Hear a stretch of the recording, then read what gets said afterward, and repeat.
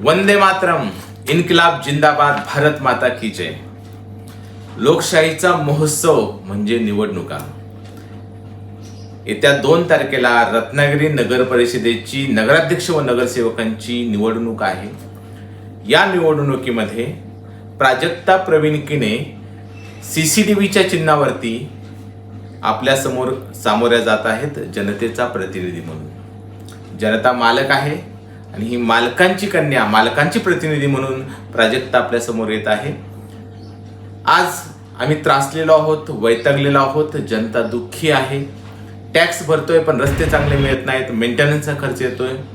सगळ्या प्रकारच्या GST आणि सगळे कर भरून संविधानामध्ये आम्हाला आरोग्याचा, शिक्षणाचा अधिकार असून सुद्धा खाजगी शाळेत आम्हाला शिकवायला पाठवावं लागतं, खाजगी हॉस्पिटलमध्ये उपचार घ्यावे लागतात.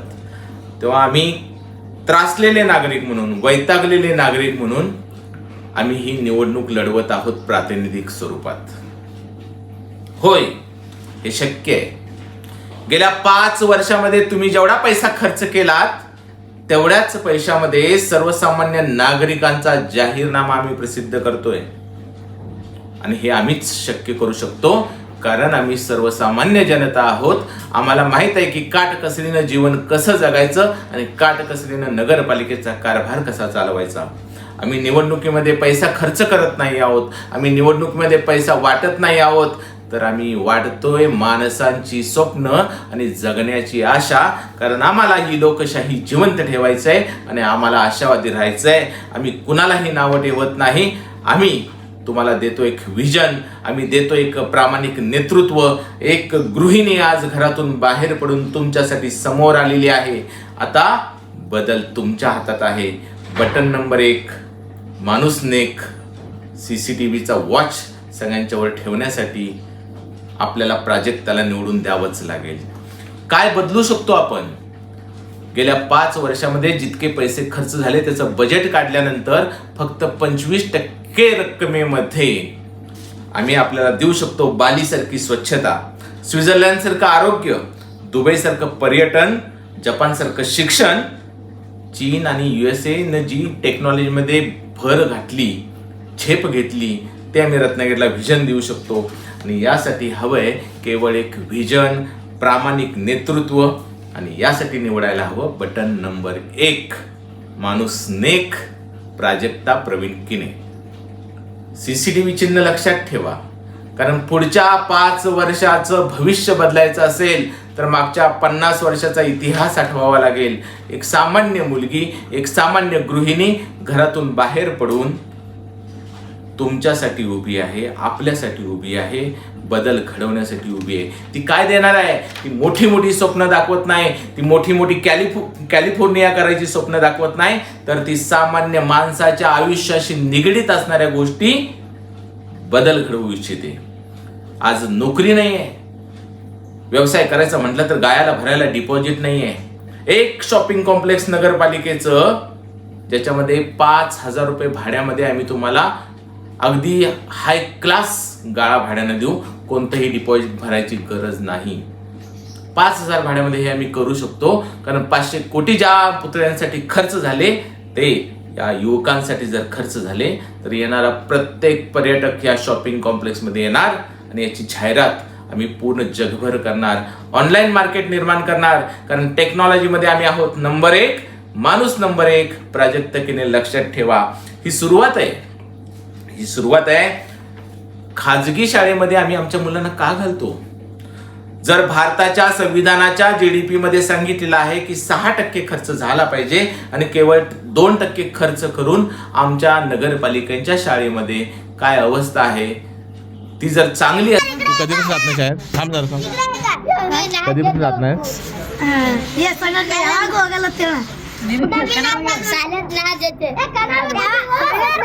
गेलेच नाही. कुठल्या शाळेत जात होती?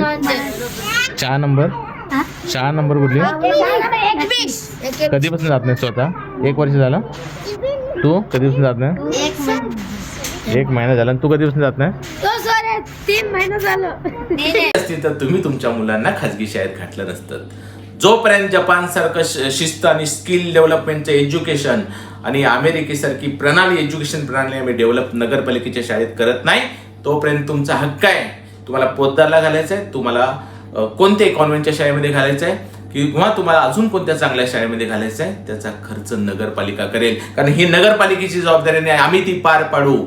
बजेटची काळजी करू नका. 500 कोटी जे उधळतात त्याच्यामध्ये 50 कोटी कुठे आहेत? आणि ते जर आमच्या मुलांच्या शिक्षणासाठी खर्च झाले तर या राजकीय लोकांच्या पाठीमागे तुमची मुलं नाचत राहणार नाहीत. 2% टक्केवारीसाठी यांच्या पाठीमागे उभे राहणार नाहीत. आणि म्हणून तुम्हाला शिक्षणावर खर्च करावा लागेल. एखाद्या गावातलं मंदिर चांगलं नसेल तरी चालेल, पण त्या गावातली शाळा चांगली असली पाहिजे. आणि यावरून त्या गावाचं महत्त्व, त्या शहराचं वैशिष्ट्य समजतं की तिथली शाळा आणि तिथले लोक कसे आहेत. तर ही भविष्यवाणी आहे. तुम्हाला फक्त बदल घडवायचा आहे आणि तो आहे प्राजक्ता प्रवीण किने नंबर 1, माणूस नंबर 1, CCTV. याच्याही पलीकडे जाऊन खाजगी हॉस्पिटलमध्ये उपचार आम्ही मोफत देणार आहोत. आमच्या नगरपालिकेचं हॉस्पिटल भाड्यानं दिलेलं आहे. ते हॉस्पिटल जोपर्यंत अत्याधुनिक डॉक्टरांसहित अत्याधुनिक होणार नाही तोपर्यंत तुम्ही कुठल्याही हॉस्पिटलमध्ये उपचार घ्या. तुम्ही कुठल्याही पक्षाचे असा, तुमचा रक्तगट कुठला असो, तुमचा वयोगट कुठलाही असो, तुमचा आर्थिक स्तर कुठलाही असो, तुमच्याकडे हवंय फक्त मतदान कार्ड. कुठलाही इन्शुरन्सची गरज नाही, कशाची गरज नाही. त्या सगळ्या हॉस्पिटलचा खर्च नगरपालिका करेल. पुन्हा मी तेच सांगतोय, गेल्या 5 वर्षामध्ये जितका खर्च झालाय त्याच्या फक्त 25% रकमेमध्ये आम्ही हे करू शकतो. आणि याचा प्रोफाईल, याचं बजेट आमच्याकडे तयार आहे. तुम्ही नागरिक मालक आहात. तुम्ही नागरिक मालक आहात, जनता मालक आहे, संविधान सांगते. मग आम्ही या नोकरशहांच्या मागं लागून आमची कामं करण्यासाठी का मागं भटकायचं? काय आमदारांच्या घरी जायचं की आमचं काम होत नाही? काय या खासदारांच्या जनता दरबाराला जायचं की आमचं काम होत नाही? माझा हा जाहीरनामा आहे की तुमच्या घरी नगरपालिकेतला कर्मचारी येईल. तुम्हाला फक्त एक कॉल किंवा एक मेसेज करायचा आहे आणि 8 दिवसामध्ये नगरपालिकेचा कर्मचारी येऊन तुमचं काम पूर्ण करून दिलं जाईल. जर ते काम झालं नाही तर त्याला पगार मिळणार नाही. त्यामुळे तुम्ही मालक आहात आणि मालकांचा दर्जा आम्ही तुम्हाला देणार आहोत. लक्षात ठेवा, तुम्हाला फेऱ्या मारायच्या नाहीत. आणि हा बदल घडवायचा असेल तर पर्याय 1, बटन नंबर 1, माणूस नंबर 1, प्राजक्ता किने, CCTV. आज 40 वर्षामध्ये रस्ते होत आहेत आणि 3 महिन्यामध्ये खराब होत आहेत. ते कोण करतं, काय करतं, हा टीकेचा विषय नाही आहे. अहो, आमच्या गरजाच काय आहेत? सामान्य आरोग्य, शिक्षण, नळाला चांगलं पाणी. याच्या पलीकडे आम्ही काय मागतोय काय? जर रस्ता चांगला नसेल आणि त्यामुळे गाड्यांचा मेंटेनन्स निघत असेल तर हा मेंटेनन्स नगरपालिका भरून देईल. आणि नगरपालिका कोणाकडून घेईल? त्या ठेकेदारांच्या त्या 3 वर्षाच्या कराराच्या पैशातून. पण तुमच्या गाडीचा खर्च ही नगरपालिका करेल आणि ही वेळच येणार नाही. कारण आम्ही समोर राहून काम करून घेऊ. तो दर्जा, ती गुणवत्ता जोपर्यंत येणार नाही तोपर्यंत बिल अदा केलं जाणार नाही. मग कुणाचीही धमकी, कुणाचाही फोन इथं काम करणार नाही. फक्त यासाठी हवाय बदल. आणि तो बदल तुम्ही घडवू शकता CCTVच्या रूपाने. माणूस नंबर 1 आहे नेक, प्राजक्ता प्रवीण किने, CCTV. लक्षात ठेवा, नगराध्यक्ष पदाच्या उमेदवार आहेत. एक घरातून बाहेर पडलेली महिला तुमच्यासाठी, आपल्यासाठी, सर्वसामान्य जनतेसाठी उभी राहिले, प्रातिनिधिक स्वरूपामध्ये उभी राहिले. आमचा पक्ष तुम्हीच आहात, आमचे मालक तुम्हीच आहात आणि आम्ही तुमचे प्रतिनिधी आहोत. समस्या पैशाची नाहीच आहे. एक पत्रकार परिषद घेतली तारांगणमध्ये, तिथे एक नेरेटिव्ह सेट करण्यात आला की जर तुमचे आमदार नाही आहेत, तुमचे खासदार नाही आहेत तर तुम्ही पैसा कुठून आणणार? मला हा प्रश्न विचारायचे आहेत. हे आमदार खासदार तुमच्या बापाचे आहेत? याला आमच्या जनतेने निवडून दिलेलं आहे. ते कुठल्याही पक्षाचे नाहीत. ज्या वेळेला ते पालकमंत्री म्हणून बसतात, ज्या वेळेला ते मुख्यमंत्री म्हणून बसतात, ज्या वेळेला ते कुठलेही मंत्री म्हणून बसतात, ते जनतेचे असतात. त्यांचा पक्ष नसतो. त्यांनी जाहीर करावं की जर त्यांचा नगराध्यक्ष बसला नाही तर ते निधी देणार नाहीत म्हणून. का तुम्ही चुकीचा नेरेटिव्ह सेट करता? आणि यासाठी तुम्ही जर मीडियाचा वापर करत असाल तर जनता वेडी नाहीये. जनतेला माहिती आहे की ज्या 40 वर्षामध्ये जे विरोधी पक्षामध्ये बसले त्यांनीही काय केलं आणि जे सत्तेमध्ये बसले त्यांनीही काय केलं. आम्ही तुम्हा दोघांनाही कंटाळलेलो आहोत आणि म्हणून आम्ही आज घराच्या बाहेर पडलेलो आहोत की आम्हाला बदल हवाय. आणि हा बदल घडवून हा बदल घडवून, हा चमत्कार घडवून आपल्याला एक सामान्य महिलेला निवडून द्यायचं आहे. आज एका मोठ्या आशेने आम्ही बाहेर पडलेलो आहोत. 24 तास नळाला पाणी देण्याची ही जी प्रचाराची भाषा गेल्या 30-40 वर्षामध्ये विरोधक आणि सत्ताधारी दोघेही होते आणि दोघांनीही कुठलंही चांगलं काम केलं नाही. कारण विरोधकांनी जर प्रश्न विचारले असते तर सत्ताधाऱ्यांनी चांगलं काम केलं असतं. टुरिझम डेव्हलप करण्यासाठी फक्त मानसिकतेची गरज आहे.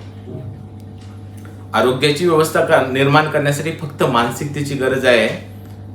आणि ती मानसिकता, ते विजन घेऊन आज आम्ही तुमच्या समोर आलोय. संधी दार ठोठवत्याने निघून जाते, त्या संधीचं सोनं करा. आज तुम्ही 40 वर्ष ह्या सगळ्यांना संधी दिलेली आहे. विरोधकांना दिलेली आहे आणि सत्तेमधल्या लोकांना दिलेली आहे. आज आम्ही तुमच्यामधून बाहेर आलो आहोत. ह्या राजकारणाला, या गलिच्छ समाजातल्या भ्रष्टाचाराला कंटाळून आम्ही बाहेर पडलेलो आहोत. एक आशेचा किरण घेऊन, आशेचा दीप घेऊन, आणि ती आशा जिवंत ठेवायचं काम, ती लोकशाही जिवंत ठेवायचं काम 5 भारतरत्न देणार आहे. रत्नागिरी जिल्ह्यातली ही रत्नागिरी नगर परिषद करणार आहे. प्राजक्ताला तुम्ही निवडून देणार आहात, म्हणजेच तुम्ही स्वतःचं प्रतिनिधित्व निवडून देणार आहात. आमचं वचन हेच आमचं शासन असणार आहे. हा जाहीरनामा जर कोणी मंजूर करत असेल, आम्ही त्याच्या सोबत जायला तयार आहोत. आम्हाला जनतेचा जाहीरनामा हवा आहे. व्हिजन, विकास काय आहे?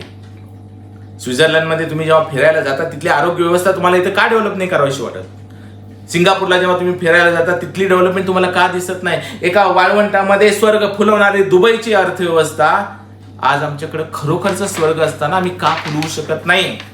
हे सगळं आहे आपल्याकडे. योजकच तत्रहा दुर्लभहा. फक्त या सर्वांना एकत्र आणून योजना करणारा व्यक्ती कमी आहे. आणि ती कमी भरून काढण्यासाठी तुमची प्रतिनिधी प्राजक्ता उभी आहे. प्राजक्ता प्रवीण किने, नंबर 1, माणूस नंबर 1, बटन नंबर 1, आणि काम आहे नेक. एक MA झालेली मुलगी, देवरुख सारख्या ग्रामीण भागामध्ये शिक्षक कुटुंबामध्ये जन्माला आलेली मुलगी, रोबोटिक्स, टुरिझम, रिअल इस्टेट अशा अनेक 350 बिझनेसमध्ये 7,500हून कामगारांना स्वतःच्या मालकामध्ये परावर्तित करणारी प्राजक्ता आज तुमच्या समोर रत्नागिरीचं रूप बदलायला उभी राहिलेली आहे. एक संधी द्या तुमच्या विकासाला, एक संधी द्या तुमच्या भविष्याला, आणि आपण सर्वांनी मिळून ही रत्नागिरी देशामध्ये आदर्शवत घडवूया. आणि या लोकांनी ही लोकशाही घडवली. जातीचं पातीचं राजकारण बाजूला सारलं, एकमेकावर टीका करणाऱ्या, एकमेकाचा विरोध करणाऱ्या लोकांना बाजूला काढलं, आणि एका महिलेला लोकांनी संधी दिली. हा इतिहास लिहिण्याची संधी 2 तारखेला तुम्हाला आहे. असं विचार करू नका की माझ्या मताने काय फरक पडणार आहे. असा विचार करू नका की नोटा दिला म्हणून मी माझा राग व्यक्त करेन. तुम्हाला तुमचा रागच व्यक्त करायचा आहे तर यांना धडा शिकवा. सत्ताधाऱ्यांना आणि विरोधकांनाही धडा शिकवा आणि यांना समजून द्या की जातीपातीचं राजकारण तुम्ही जे आमच्याशी खेळताय. आदल्या 2 दिवसामध्ये आम्हाला 5 वर्षाचे 2,000-5,000 रुपये देता, म्हणजे एका गाढवाची सुद्धा किंमत आम्हाला देत नाही. दिवसाला 30 रुपये ही आमची किंमत आहे. लात मारा त्या पैशावर, लात मारा जे तुम्हाला आश्वासनं देत आहेत खोटी वर्षानुवर्ष, आणि उभे राहा प्राजक्ताच्या पाठीशी. कारण या वेळेला बदल घडवायचा आहे आणि हे शक्य आहे फक्त प्राजक्ता प्रवीण किने हिच्या मतामधून. जनता मालक आहे, जनता सुज्ञ आहे. काहीच तुम्हाला सांगायची गरज नाही. फक्त तुम्हाला घरातून बाहेर पडायचं आहे. 2 तारखेला नगराध्यक्ष पदासाठी 1 नंबरचं बटन दाबायचं आहे. आणि हा बटन जो दाबणार आहात तो पुढच्या 5 वर्षाचा भविष्यकाळ बदलणार आहे. आजपर्यंत तुम्ही ज्यांना मतं दिलीत त्यांनाच मतं दिलीत तर तुम्हाला तेच मिळणार आहे की जे गेल्या 40 वर्षामध्ये मिळालं. आणि आज तुम्ही तुमचा निर्णय घेतलात, तुम्ही तुमची भूमिका घेतलीत, आणि तुम्ही जर ठरवलं तर तुम्हाला ते मिळणार आहे जे आजपर्यंत तुम्हाला रत्नागिरीच्या इतिहासामध्ये कधी मिळालं नाही. रत्नागिरीला एक वेगळी परंपरा आहे. भागोजी शेठ केरांपासून, स्वातंत्र्यवीर सावरकरांपासून, लोकमान्य टिळकांपासून इथे राहिलेल्या साने गुरुजींच्या पर्यंत अशा हजारो माणसांची परंपरा आहे. ज्या संविधानाच्या लिखाणामध्ये डॉक्टर बाबासाहेब आंबेडकरांनी आम्हाला दिलं की गुलाम म्हणून जन्माला आला तरी चालेल पण गुलाम म्हणून मरू नका. अन्यायाविरुद्ध आवाज उठवणारा हा सगळ्यात महत्वाचा आहे. आज वर्षानुवर्षे एक चाबूक हातात घेतलेला आहे आणि आमच्यावर उगारला जातो आहे आणि आम्हाला गुरांसारखं पळवलं जात आहे. मतदार म्हणून आमचा वापर करून घेतला जातोय. तो चाबूक हातात फेका आणि वरती बसल्याना खाली टाका आणि आपल्या जनतेचा एक प्रतिनिधी तर निवडून द्या. ही संधी तुम्हाला आज मिळाली आहे. ही संविधानानं संधी तुम्हाला दिली आहे. फक्त छत्रपती शिवाजी महाराजांचं नाव घेऊन भागणार नाहीये, तर संधी एका महिलेला, प्राजक्ताला तुम्हाला द्यावी लागणार आहे आणि तरच तुम्हाला बदल दिसणार आहे. चला बदलाचा भाग होऊया. चला लोकशाहीचा हा एक विचार नव्या पद्धतीने रुजवूया. आपल्यातल्या या महिलेला निवडून देऊया. तुम्ही आमचे प्रचारक आहात. आम्ही कुठलीही रिक्षा फिरवलेली नाही, आम्ही कुठलीही गाडी फिरवलेली नाही. 3,500 घरामध्ये आम्ही पोहोचलेलो आहोत. आम्हाला माहिती आहे 18,740 घरामध्ये पोहोचण्यासाठी हे 3,500 लोक आम्हाला मदत करणार आहेत. कारण इलेक्शन लढवण्यासाठी पैसा आम्ही खर्च करणार नाही, कारण आम्हाला पैसा कमवायचा नाहीये, आम्हाला व्हिजन द्यायचंय.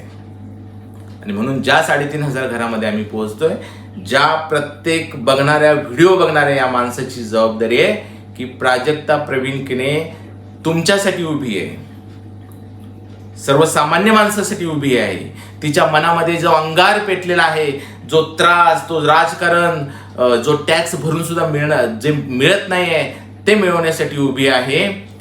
तर तिला संधी देणं म्हणजे आपल्या मनातल्या रागाला एक विकासाची दिशा देणं आहे. तर चला परिवर्तनाची लाट आणूया, विकासाचा बदल घडवूया.